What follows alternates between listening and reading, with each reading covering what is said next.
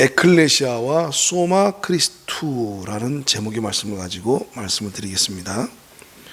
어제 제가 말씀을 준비하는데 저녁 늦게 제가 이제 이렇게 말씀을 매일 이렇게 써서 나누시는 이제 그분 중에 한 장로님이 오장로님이시라고 문자를 보내왔어요. 장문의 문자를 보내왔습니다. 목사님이 보내주신 이 글들을 통해서 제가 정말 귀한 성경을 공부를 하면서 알아가고 있습니다. 근데 어려운 부분이 많아요.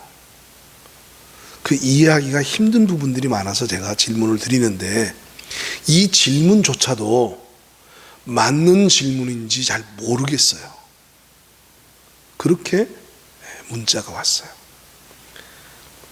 지금 그분은 은퇴하신 장로님이십니다. 그런데 그렇게 하나님 말씀을 지금 사모하셔요. 읽고 또 읽고 그리고 그 내용이 무엇인가 다 파악하려고 들고, 그런데 어렵대요. 이 교회에 관한 글들을 처음부터 쭉 꾸준하게 읽어오셨는데 너무 쉬운데, 제가 볼 때는, 근데 너무 쉬운 그 글이, 그 내용이 어렵대요. 야, 이게 왜 어려운 이야기일까? 예수 믿고 구원받아요는 쉬운데, 예수 믿고 구원받은 사람은 그리스도의 몸 안에 연합되어 있는 지체고 교회는 그리스도의 몸입니다. 그래서 예수가 교회의 머리가 되십니다. 이거 참 이해하기 힘들고 뭔 말인지 잘 못 알아듣겠어요. 그래서 제가 참 많은 생각에 잠겼습니다. 말씀을 준비하면서 이걸 어떻게 해야 될까? 예수 믿으면 구원받습니다 하는 것이 단순하고 너무 쉬운 것이고 보편적인 것처럼 교회는 그리스도의 몸입니다 라고 말하는 것이 아주 쉬운 일이고 보편적인 일인데 왜 오늘날 성도들은 그걸 어려워할까? 교회를 얘기하면 교회가 그리스도의 몸입니다 라고 말하면 막 머리에 쥐가 날까? 그리고 또 교회가 그리스도의 몸이라는 게 무슨 의미입니까? 교회가 그리스도의 몸이기 때문에 그럼 내가 어떻게 믿는 게 그리스도의 몸으로서 믿는 겁니까? 이렇게 질문을 더 들어가면 더 쥐가 나죠. 아이고, 교회가 그리스도의 몸이라는 것도 이해하기 힘든데 지금 몸으로서 어떻게 사는 거냐고, 복잡해서 모르겠어요. 머리가 아파요. 너무 힘들어요. 그렇게 말한단 말이죠. 자, 어쩌다가 이런 일이 벌어졌느냐 하는 거죠. 그럼 교회라는 것이 어떻게 설립이 되어졌느냐 하는 그 과정을 한번 좀 간단하게 한번 살펴볼게요. 제일 먼저 교회에 대해서 내가 교회를 짓겠다라고 선언하신 것이 예수님입니다. 마태복음 16장 18절에 또 내가 내게 이르노니 너는 베드로라 내가 이 반석 위에 내 교회를 세우리니, 예수님께서 이 반석 위에 내가 내 교회를 세우겠다라고 말씀하시면서 교회에 대한 언급이 처음 나옵니다. 그러니까 구약 성경에는 교회라는 단어가 일체 안 나와요. 왜 그렇습니까? 이거는 누누이 말씀드려왔지만 이 교회는 그동안 감춰진 비밀의 경륜이었기 때문이에요. 이게 유일하게 교회라는 단어를 처음 입으로 말씀하시고 내가 이 교회를 세우겠다라는 그 교회에 대한 세우겠다는 선언이 오늘 마태복음 16장 18절에 예수님께서 하신 이 말씀 가운데에 나옵니다. 이게 처음 나온 교회라는 말이에요. 그리고 예수님이 내가 내 교회를 세우겠다 그렇게 말씀하신 겁니다. 그리고 예수님께서는 십자가로서 우리를 각각의 객체로 흩어져 있던 사람을 한 몸으로 화목하게 하려고 하시기 위해서 원수된 것들, 각자 사람 사이에 원수된 것들을 십자가로 소멸하셨죠. 그러니까 예수님이 이제 그 교회를 세우기 위해서 교회의 기초를 세우시기 위해서 먼저 하셔야 될 일이 죄 가운데서 허물과 죄로 죽었던 사람들을 이제 살려내셔야, 왜? 그 구원받은 사람들을 데리고 하나님 교회를 세우기 때문입니다. 예수님께서 베드로에게 말씀하셨잖아요. 이 반석 위에 내 교회를 세우겠다라고 말씀하실 때 이 반석이 뭐냐면 천주교에서는 이 반석을 베드로라고 생각을 합니다. 그래서 베드로 위에다가 베드로를 통해서 마치 교회가 세워지는 것처럼 그렇게 생각을 해서 이 베드로를 굉장히 중요한 첫 번째 초대 교황으로 생각한단 말이에요. 말씀을 잘못 이해한 겁니다. 전혀 이해를 못한 겁니다. 이거는 성경 전체의 교회에 대한 개념을 아주 근본적으로 전혀 깨닫지 못하고 이해하지 못하기 때문에 그런 헛소리를 하게 되는 거예요. 왜? 교회는 어떤 사람을 기점으로 해서 세워지는 게 아니에요. 예수 그리스도를 모퉁이 돌로 해서 예수 그리스도를 중심으로 세워지는 거지 사람을 중심으로 세워지지 않아요. 그렇기 때문에 베드로를 중심으로 해서 교회가 세워질 수가 없습니다. 그러면 이때 이 반석 위에 내 교회를 세우겠다라고 말씀하셨던 이 반석은 뭐냐면 그때 베드로가 고백한 신앙 고백을 의미하는 겁니다.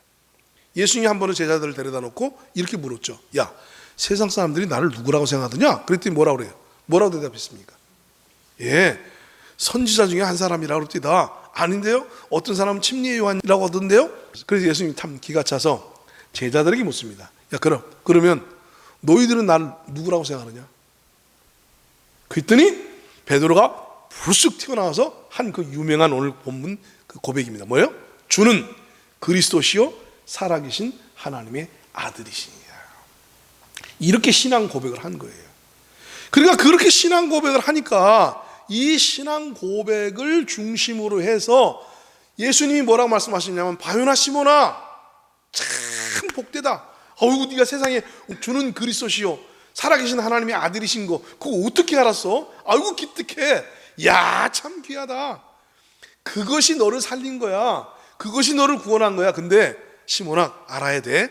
그거는 네가 안 게 아니야. 하나님께서 성부 하나님께서 알려주시지 않고는 어느 누구도 이걸 알 수가 없어. 참 복되다.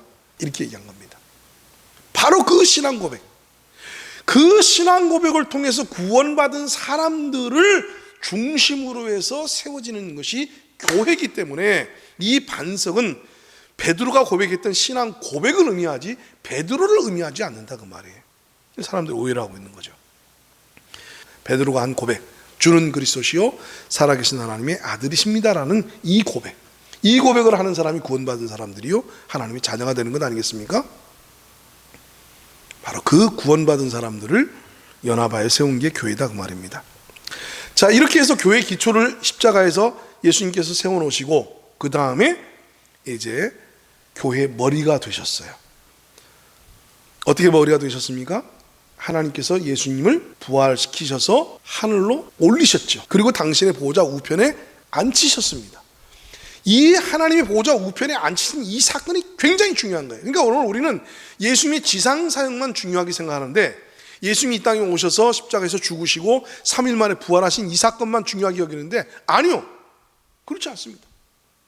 예수님께서 지상에서 사역을 완성하신 것은 이제 천상 하나님 우편에 가셔서 하셔야 될 일을 완성하기 위한 기초였어요. 그래서 이 땅에서 그 일을 이뤄놓으시고 비로소 이 땅에서 이루신 그 일을 기초로 해서 근거로 해서 예수님께서는 부활 승천하게 가셔가지고 하나님 보좌 우편에 다 앉히심으로 말미암아 뭐가 됐습니까? 교회의 머리가 되셨어요. 보세요. 이 얼마나 놀라운 일인가.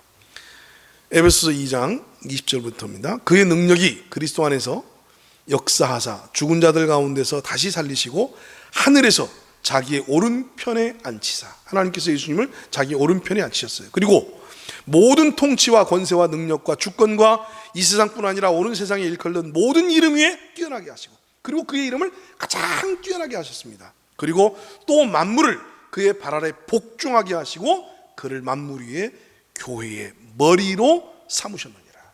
그러니까 빨간 글씨만 읽으면 자기의 오른편에 앉히사 교회의 머리로 삼으셨느니라. 바로 이 사건이에요. 예수님이 십자가에서 다 이뤘다라고 말씀하시고 난 다음에 당신의 사역을 다 끝낸 게 아닙니다. 그건 지상 사역을 끝낸 거예요. 지상 사역을 다 끝내시고 다 이뤘다라고 말씀하신 거지 예수님이 정작 당신이 하셔야 될 그 사역을 다 완전히 온전히 다 맞추셨다 그런 뜻이 아닙니다. 많은 사람들이 오해를 하고 있어요. 아니에요. 그는 십자가를 통해서 이제 하나님 보좌 우편에 가셔서 하실 그 일에 대한 기초를 만들었다 그 말입니다. 하나님의 교회가 구원받은 사람들을 통해서 이루어져야 되기 때문에 이 세상 사람들이 구원받을 수 있는 길을 열어놓으셨고 그 구원받을 수 있는 길을 다 완성하시고 난 다음에 다 이루었다라고 말씀하신 거예요. 그리고는 이제 부활승천에 올라가셔서 하나님 보좌 우편에 앉히셔서 뭐가 되셨어요? 교회의 머리가 되셨어요. 이게 대단히 중요한 거예요. 예수님이 교회의 머리가 되시지 않으면 오늘 우리 구원받은 사람들은 그냥 예수 믿고 구원받아서 이 땅에서 아까 말한 대로 아주 단순하게 예수 믿다가 죽으면 천국 간다, 그 스토리로 끝나는 거예요. 그러니까 예수님이 하나님 보좌 우편에 올라가서 오른편에 앉히셔서 교회의 머리가 되시다, 이건 몰라도 아무 지장이 없어. 지금처럼 예수 믿는 데는, 네? 지금처럼 일반적으로 예수 믿는 거는요, 이 예수님이 하나님 보좌 우편에 앉히셨다, 그래서 그가 교회의 머리가 되셨다, 이거 몰라도 아무 지장 없다니까. 왜? 나 예수 믿어서 구원받았어. 그러니까 이제 지옥 안 가. 그냥 오늘 죽어도 난 천국 갈 수 있어. 그러니까 너무 감사해. 그러니까 이 감사한 마음을 가지고 착하게 살아야지, 선하게 살아야지, 주님 뜻대로 살아야 되지, 주님을 닮아야 되지. 그래서 이 복음 전하고 참 열심히 충성해야지. No problem.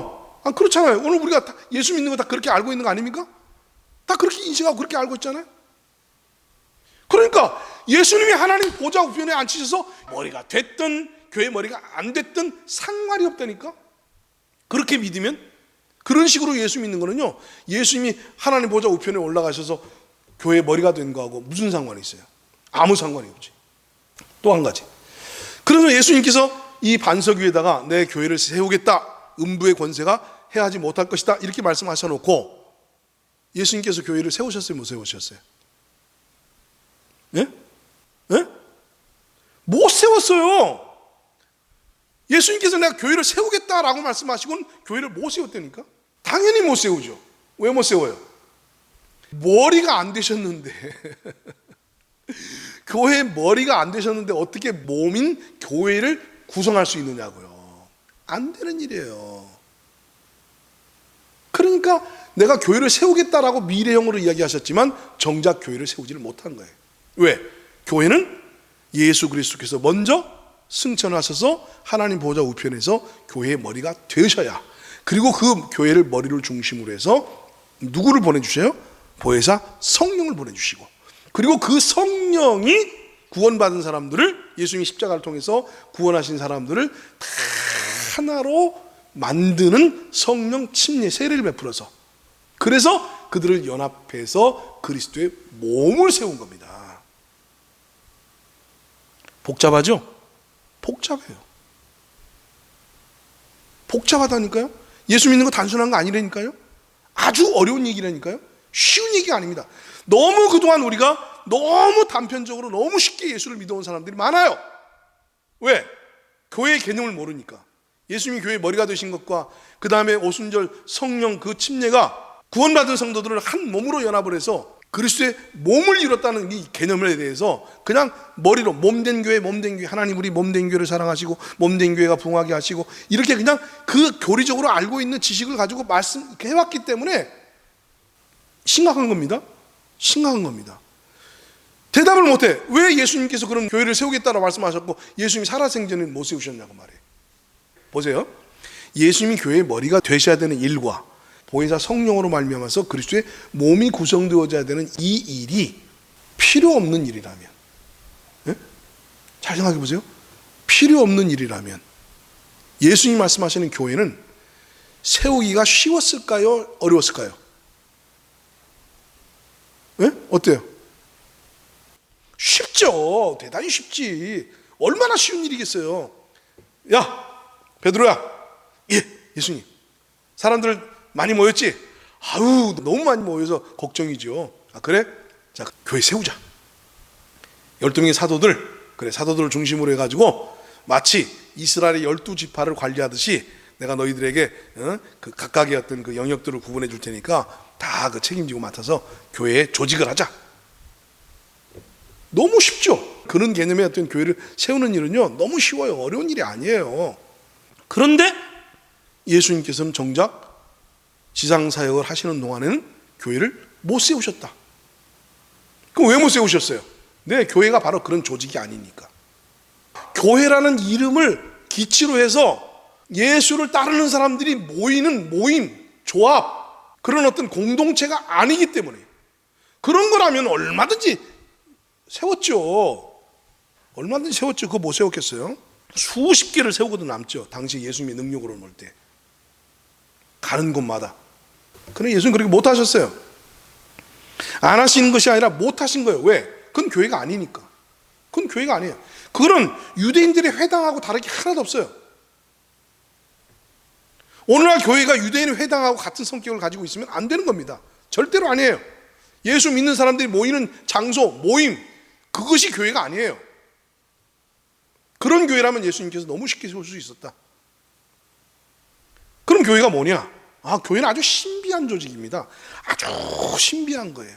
그리스도가 머리가 되시고 그리스도의 몸이 교회이기 때문에 그래서 다른 거예요. 그래서 예수 믿는 건 쉬운 게 아니에요.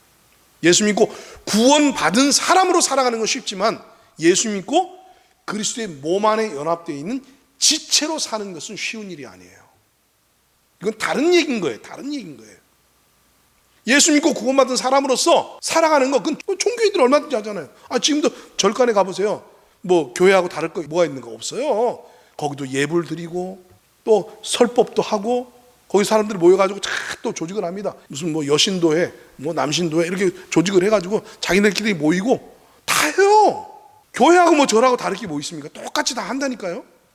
다만 우리는 예수 이름으로 모이고 그들은 부처의 이름으로 모이고 그것뿐이냐고요. 다른 게 아니라는 겁니다. 아니라는 겁니다. 예수 믿는 방식은 그리스도의 몸으로서 그리스도의 몸 안에 지체로서 예수를 믿는 게 그게 진짜 예수를 제대로 믿는 거다 그 말입니다. 그러니까 쉬워요, 어려워요? 어렵다니까요. 이 교회라는 개념 자체가 어려운 거기 때문에 삼위일체 하나님 우리가 쉬워요, 어려워요? 한 분이신데 세 분이래. 또 세 분인데 또 한 분이래. 이거 이해하기 쉬워요, 어려워요? 어렵습니다. 그러니까 쥐가 나는 거예요. 그걸 이해하려고 들면 어려운 얘기지. 그게 어떻게 단순한 얘기입니까? 그러니까 예수 믿는 게 쉬운 게 아니라니까요. 하나님이 한 분이신데 세 분이라는 걸 믿어야 돼. 골치가 아파. 골치가 아프죠. 그런 복잡한 것들을 알아야 되니까. 그래서 예수 믿는 것도 알미 대단히 중요한 겁니다. 자, 그래서 이제 교회의 설립은 언제 이루어지느냐? 예수님께서 당신이 교회를 세우겠다고 말씀하셨지만 교회를 세우지 못했어요. 그럼 정작 언제 세워지느냐? 그게 이제 오순절날 세워집니다. 자, 우리가 유대인이나 헬라인이나 종이나 자유인이나 다 한 성령으로 침례를 받아 한 몸이 되었고, 여기 보세요. 한 몸이 되는 일은 성령으로 말미암는 침례로 이루어지는 겁니다. 또 다 한 성령을 마시게 하셨느니라. 고린도전서 12장 13절에 있는 말씀입니다. 그러니까 교회는 언제 세워졌느냐? 오순절날 성령이 강림하시면서 성령 침례로 세워진 게 교회예요. 다시 말해서 오늘날처럼 개청 예배 드렸다는 얘기가 아니에요. 설립 예배를 드렸다는 얘기가 아닙니다.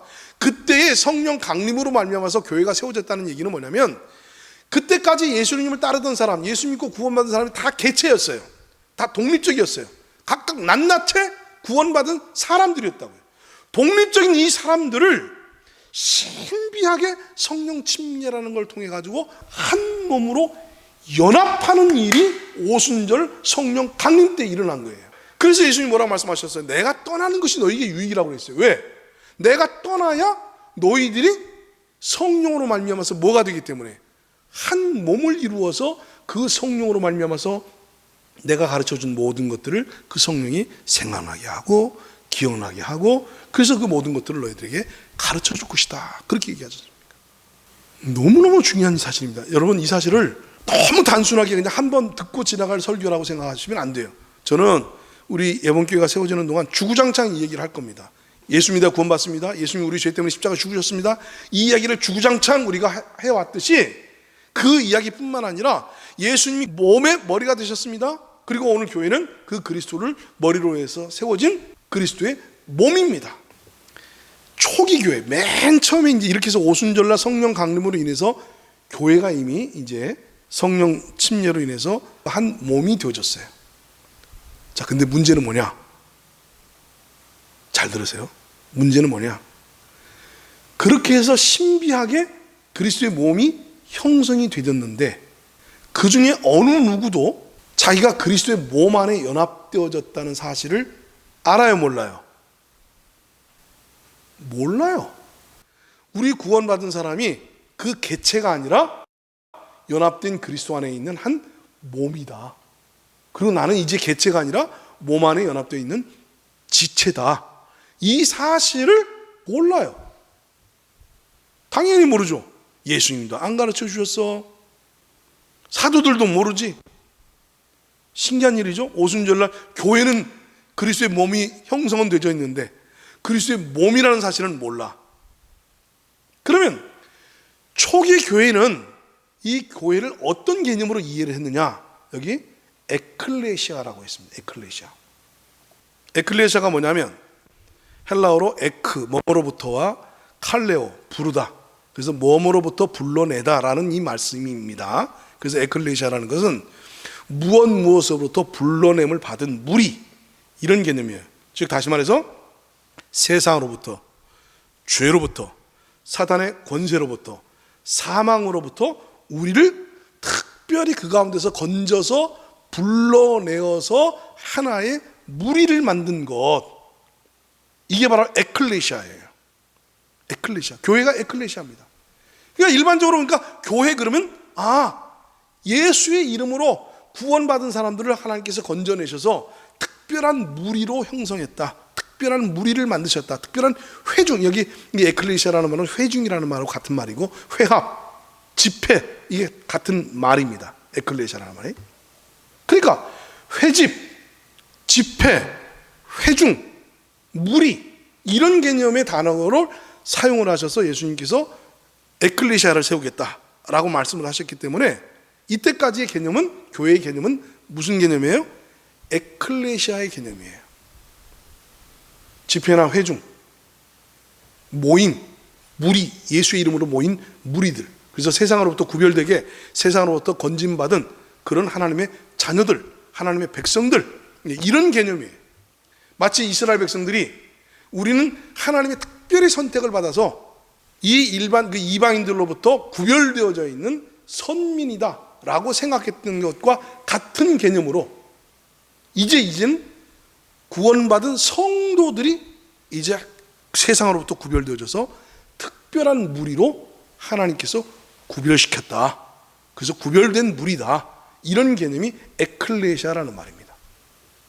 그러니까 성령으로 교회는 형성이 되었는데 실질적인 나타나는 현상은 무슨 현상이에요? 에클레시아가 그런 개념으로 초기 교회는 이루어졌습니다. 왜 그러느냐? 그 이유가 있습니다. 오늘 거기까지밖에 못할 것 같으네요. 그 이유가 뭐냐면 바로 하나님께서 교회라고 하는, 즉 그리스도의 몸이라고 하는 소마 크리스투, 여기 소마 크리스투라는 것은, 소마라는 말은 몸이라는 말입니다. 헬라어로 몸이라는 말이에요. 그리고 크리스투라는 건 그리스도의, 그런 뜻이에요. 그래서 소마 크리스투, 그리스도의 몸. 그러니까 에클레시아하고 소마 크리스투는 달라요. 그럼 이 소마 크리스투라고 하는 그리스도의 몸이라고 하는 개념의 교회는 누구에 의해서 교회에 소개되어지고 가르쳐졌느냐? 바울이에요, 바울. 예수님이 가르침도 아니고 제자들의 가르침도 아니고 선자들의 가르침도 아니고 그 누구의 가르침도 아닙니다. 누구로 인해서 이 소마 크리스투가, 그리스도의 몸이라고 하는 이 개념의 교회가 교회 안에 소개가 되어졌냐면 바로 사도 바울이에요. 그러니까 이 사도 바울이라는 인물은 대단한 인물입니다. 하나님이 특별히 준비한 인물이에요. 기독교의 모든 교리들은 누구를 통해서 체계화되어졌냐면 바로 이 사도 바울에 의해서 기독교의 교리가 체계화되어졌습니다. 십자가의 의미, 심지어 옛사람의 죽음과 새사람의 부활, 그 다음에 그 부활의 생명의 의미, 부활의 생명에 어떤 의미가 있느냐 하는 이 부활의 생명의 의미, 그 다음에 교회가 무엇이고 교회가 어떻게 형성되어졌으며 그 교회의 의미가 그리스도의 몸이라고 하는 사실들, 이 모든 내용들이 주님의 계시에 의해서 그가 깨달은 것들이에요. 그래서 그 깨달은 것들을 가지고 가르치기 시작한 겁니다. 그래서 에베소서 3장에 사도 바울이 뭐라고 얘기를 해요? 내가 이 비밀의 경륜을 깨달은 것을 너희들이 알 것이다. 내가 이 사실을 안 것은 하나님께서 나에게 계시로 알게 해주신 것이다 라고 얘기를 합니다. 그러니까 사도 바울에 의해서 비로소 감추어졌던 이 교회의 비밀이, 그리스도와 교회의 비밀이 그제서야 이제 교회 안에 가르쳐지기 시작한 거예요. 얘들아, 오순절날 성령 강림을 통해서 너희들은 그리스도의 몸으로 연합이 되어졌어. 그리스도의 몸으로 한 몸이 되어졌어. 우리가 이제는 구원받은 개체 한 사람 한 사람인 것 같지만 실상은 우리는 한 몸이야. 그리고 그 한 몸은 그리스도의 몸이야.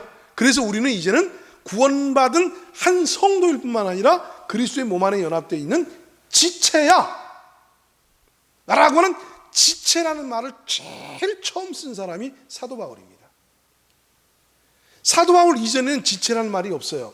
사도 바울 이전에는 무슨 말만 나옵니까?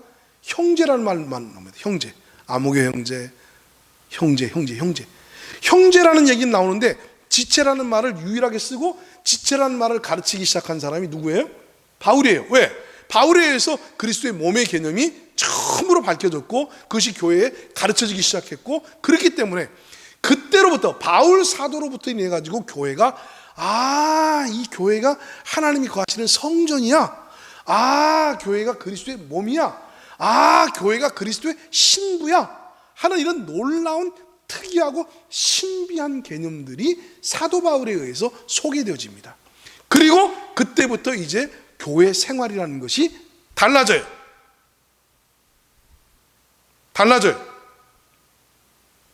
당연히 달라지죠.